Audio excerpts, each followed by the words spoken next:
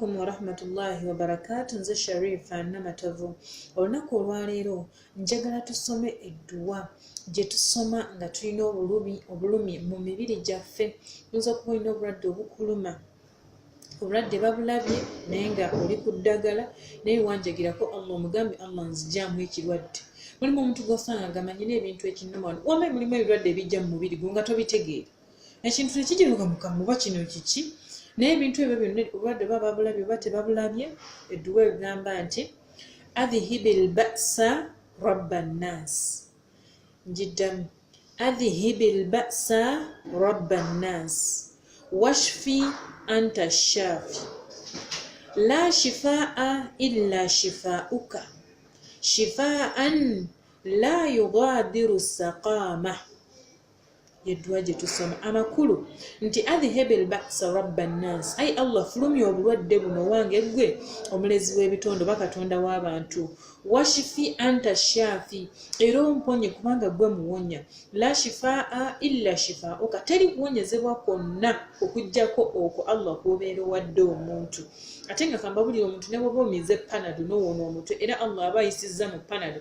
Otherwise senga ddala Katonda abadde taku aidinga ku bulwadde bukuluma, abantu bandibadde tebafa kubanga ali abantu abalina ssente. Nga sawogenda mu America n'agenda mu China n'agenda waneera amayiza nafa, kitegeeza nti awukudura ye Allah aba akoze eki? Agireese.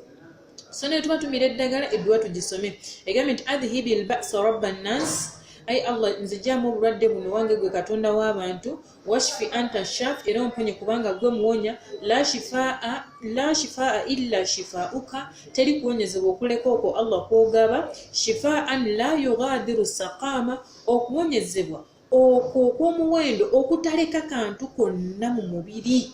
Bino bagamba mbu ate yamira eddagala ly'ekifuba naye ekifuba tekyaggwamu bulungi. Tugambye nti shifaan la yughadiru saqama, oluwonyezebwa olwo Allah lwajjamu buli kakica yenna omubiri guno ne gusigala nga gweyagala.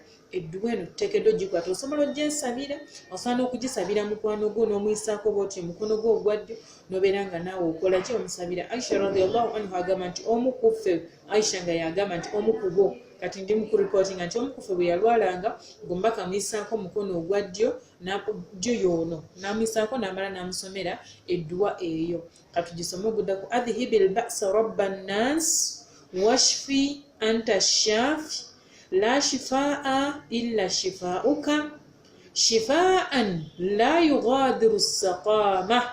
Allah agenda kubanga obulwadde obwo bukulimu bwonna abukujjamu. Tusaba Allah atuwonye endwadde zituluma zetulaba ne zetutalaba.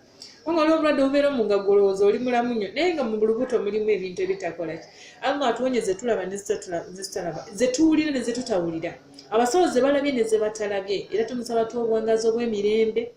Obuwangazi mbanaye musabe nga obuwangazi obw'emirembe si kuwangaza ng'obonaabona. Tumusaba tuwa obuwangazi obw'emirembe, obulamu a life that is healthy, obulamu tuwangaale ate nga tulina impact gye tugatta ku duniya eri ffe, abaana baffe, bazadde baffe, ab'enganda zaffe, ebitundu gye tubeera, ensi, naye n'okusinga ddala ettaffaali lye tugatta ku ddiini y'Obusiraamu. N'okusinga byonna okweyambisa obuwangazi Allah bw'atuwadde n'obulamu, tubeere nga tunoonya ejjana, tubeere nga tuva ku duniya kuno tugenda ku akhira nga tugenze okumusisinkana, nga tugenze mu mirembe. Nze Sharifa Namatovu. Assalamu alaikum wa rahmatullahi wa barakatuh.